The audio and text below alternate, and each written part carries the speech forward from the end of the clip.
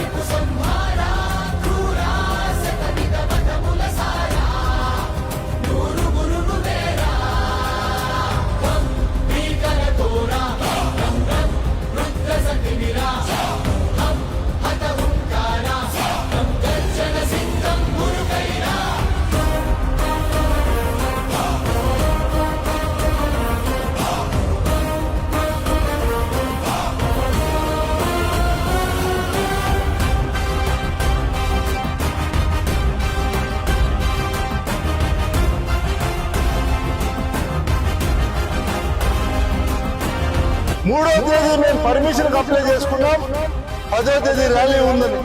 9వ తేదీ రాత్రి 30 యాక్ట్ పెడతారు. అంటే మేమేమైనా ఉగ్రవాదులా? ఇంత అరాచకం ఎప్పుడు కూడా మేము చూడలేదు.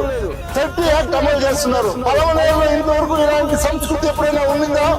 పలమనేరు ప్రజలారా మీరు గమనించండి.